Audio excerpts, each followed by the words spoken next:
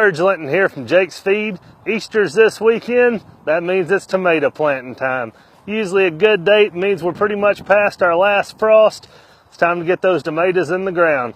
If you've watched any of my other planting videos, you know I'm a big fan of cotton burr compost and chicken manure compost. We're going to use those two products again today because I believe they provide us just about all the nutrients we need to raise good tomatoes. What I like to do, I like to start out digging a pretty deep hole. I like to go at least 14 inches deep, and I'll dig it probably a good 15 inches wide. So that's a pretty big hole for just a little bitty tomato plant. But that's what you need to provide good space for a good root system and plenty of drainage for that plant.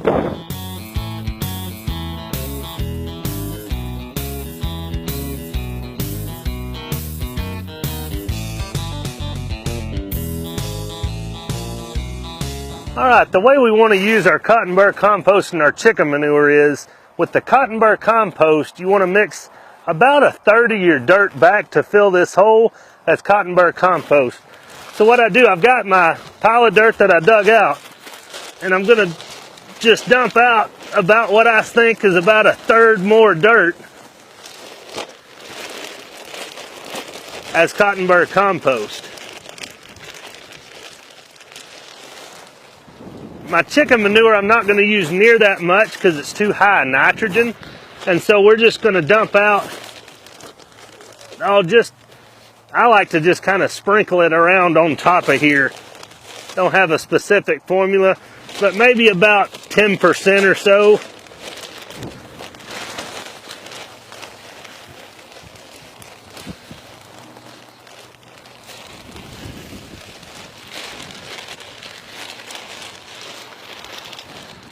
Try to make about 10% of my soil back as chicken manure compost. Now that I've just kind of got them dumped together, basically I'm just going to start mixing them together and putting them back in this hole. And so I'll drag a little bit of my original dirt, and then I'll drag a little bit of cotton burr compost, and just kind of go back and forth, trying to get a decent mixture of both. Now that we've got our hole dug and our nutrients in place, it's time to put our tomato in the ground. In the center of that hole I just dug and refilled, we're just going to hollow out a new hole in here. And you want to get it pretty deep. You want to plant your tomato plant pretty dang deep. Wiggle that out of there. You can see this tomato plant. It's about a foot tall. We're only going to leave about the top 4 inches sticking out of the ground, so these limbs here will actually be underneath the soil. Make sure you kind of roughen up that root system there at the bottom.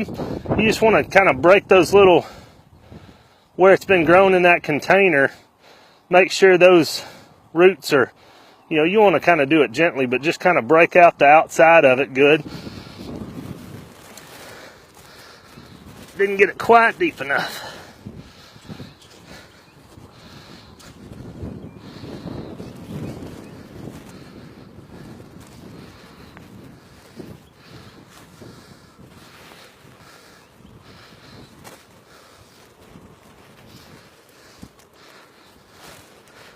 Make sure you pack down the soil around that plant so there's no air pockets in there. The final and one of the most critical steps in this process is a good solid tomato cage. Don't go with the cheap light duty one. With this method, you're going to grow a real good size hardy tomato that needs something stable to support it so this wind doesn't just blow it down. I go ahead and put mine on top of my tomatoes as soon as I plant them. Some people wait, but I just rather get it out of the way. And I get that thing down good and deep. That thing is good and sturdy. It's a heavy-duty tomato cage.